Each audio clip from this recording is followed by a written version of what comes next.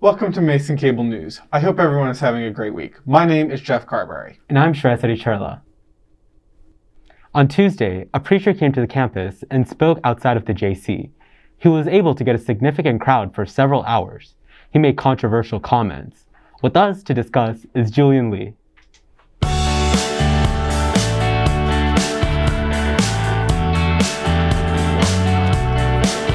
Go.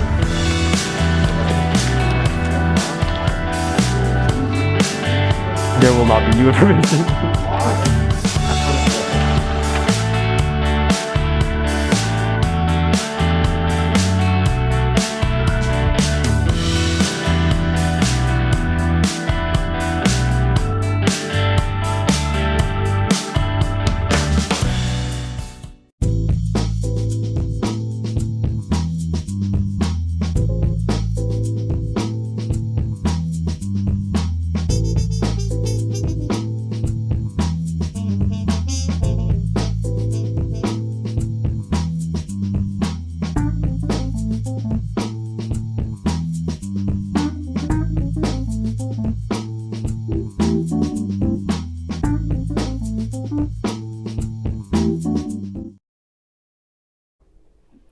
Welcome, Julian. How are you doing? You know what, man? I'm doing pretty good. How are you doing? I'm doing great. So first question, could you give us a quick brief of what happened on Tuesday?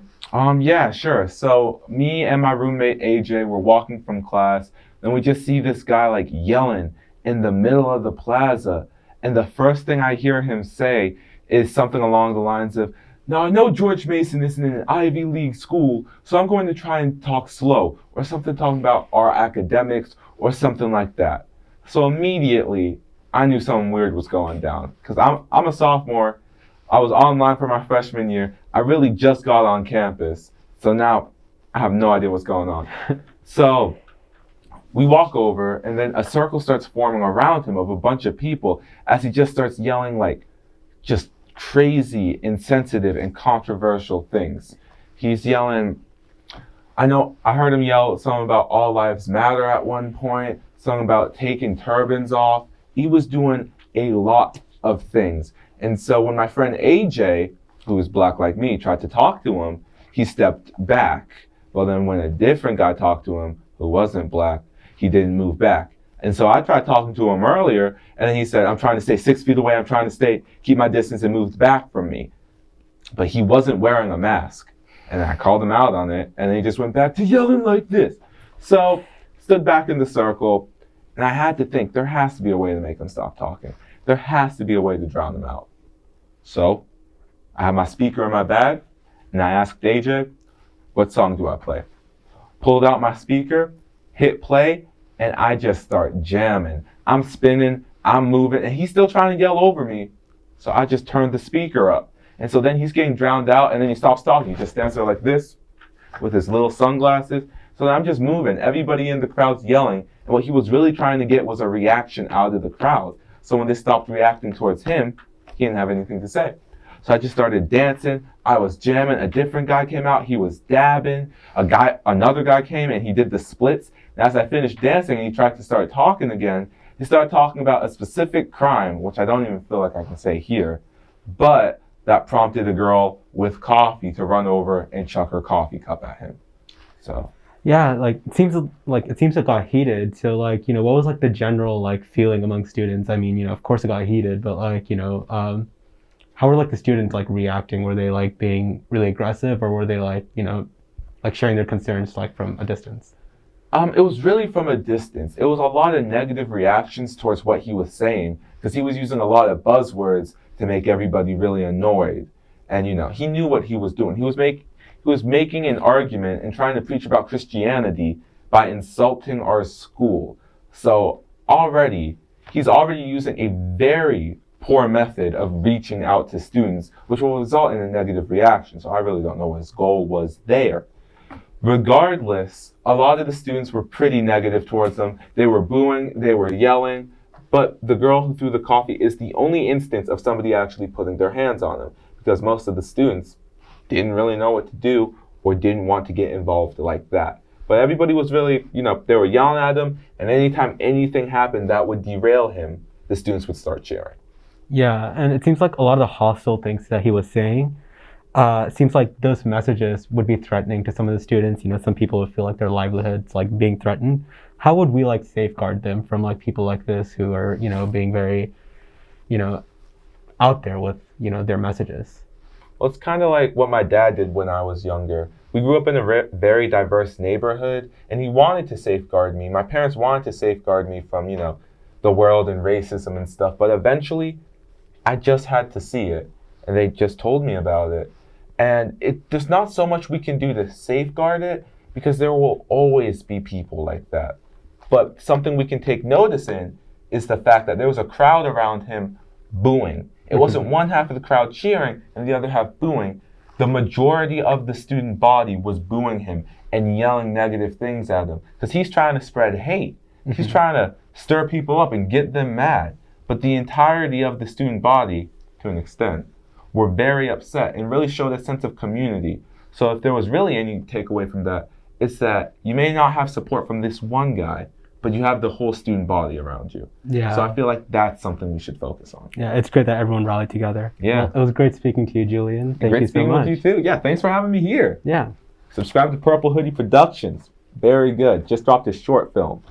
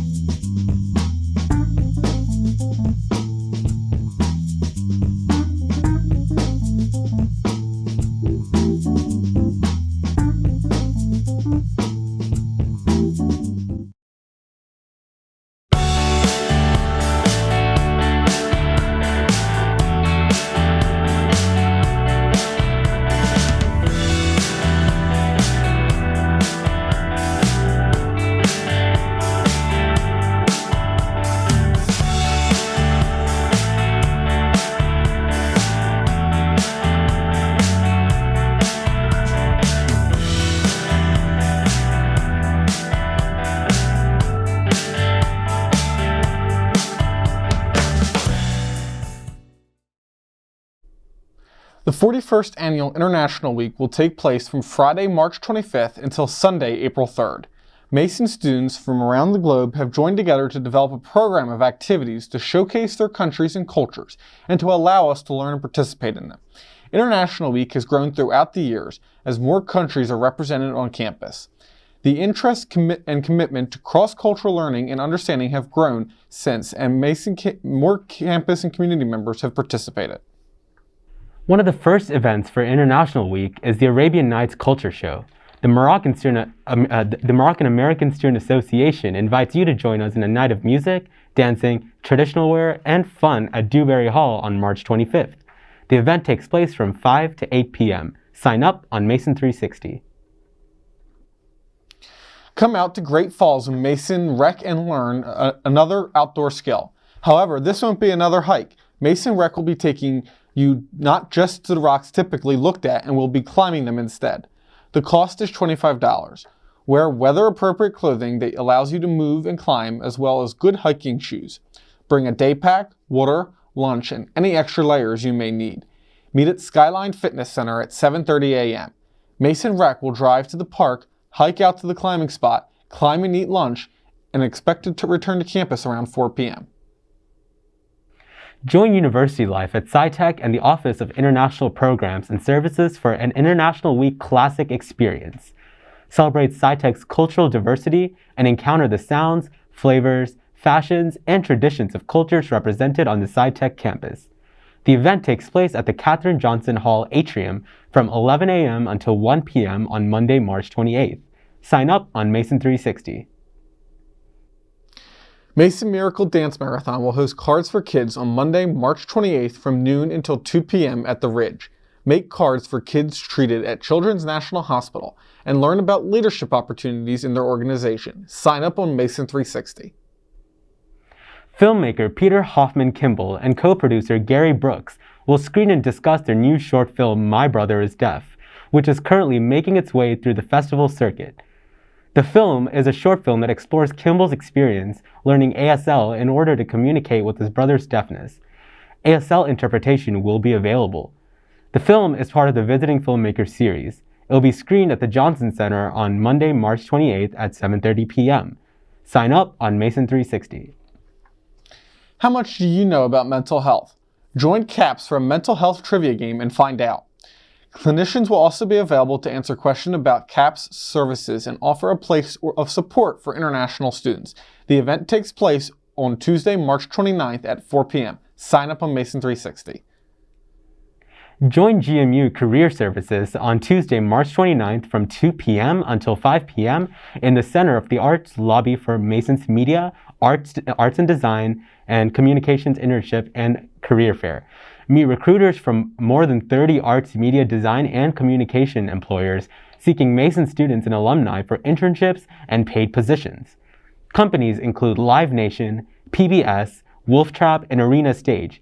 The Media, Arts, Design, and Communication Internship and Career Fair is free for all Mason students and alumni. Register on Eventbrite. Jalen Stubbs will now give you the weekly weather report and give you an insight on what to expect this coming week. Hope you guys are having a good day. Today was cloudy and damp with a high in the low 60s. Tomorrow will be mostly cloudy with a high of 61 degrees. Saturday will be mostly cloudy with a high of 55 degrees. Sunday and Monday will be both chilly and partly cloudy and windy. Both days could see wind gusts of at least 30 miles per hour. Sunday's high will be 48 degrees, while Monday's high will be 44 degrees. Tuesday will be partly cloudy with a high of 50 degrees. Wednesday will be cloudy with a high of 62 degrees. This week is peak cherry blossom week, so if you have time, go to DC and look at the cherry blossoms. We will now bring it back to Jeff and Shreyas. Thank you, Jalen. This Sunday night is the Oscars. The ceremony will be hosted by Wanda Sykes, Amy Schumer, and Regina Hall. It airs at 8 p.m. The Best Picture nominees are Belfast, Coda, Don't Look Up, Drive My Car, Dune, King Richard, Licorice Pizza, Nightmare Alley, The Power of the Dog, and West Side Story. The Power of the Dog received the most nominees of any film with 12 nominations. This is also the first ceremony since 2011 where the ceremony has had multiple hosts, and the first since 2019 with any host. Have you seen any of the movies nominated, Shreyas? Yeah, I've watched Dune, which I particularly liked, and it would be great to see some nominations for it, and I'm pretty sure there were, and it would be nice to see them win some. All film is great to see, and people getting rewarded for the things they work hard for is always a great sight. What about you? I've seen Don't Look Up. I would say it's an okay movie. I watched it mostly because I had a free night and it was on Netflix. So if any movie there, I'd like to see that one win because it's really honestly the only one I've seen. So it'll be neat to see if that wins. Yeah, that's great. I'm looking forward to it. Student Support and Advocacy Center is hosting Patriots for Recovery. Patriots for Recovery is an open peer-to-peer support group that is for Mason students who are in recovery for substance abuse disorder, eating disorder, or other addictions. Interested students should email ssac@gmu.edu, and a representative will get you connected with more information. Patriots for Recovery takes place on Thursday, March 31st at noon at Sub 1, 3200. You can also attend virtually. Sign up on Mason 360. Journals will be provided, but you may bring your own. Join University Life Arlington for Graduate and Professional Student Appreciation Week on the Plaza for free snacks and craft stations, music, field games, and much more. The Craft Block Party takes place on March 31st at 3:30 p.m. at the Van Meter Plaza on the Arlington campus. Sign up on Mason 360. This week, the U.S. Senate began confirmation hearings for President Biden's Supreme Court nominee, Ketanji Brown Jackson. If confirmed, she will be the first African-American woman on the Supreme Court. She is currently a judge of the U.S. District Court of Appeals for the District of Columbia Circuit. This court is often described as a feeder court, as several judges of that court end up on the Supreme Court. She also spent 8 years as a judge on the U.S. Court of the District of Columbia. Ketanji Brown Jackson was also the vice chair of the U.S. Sentencing Commission.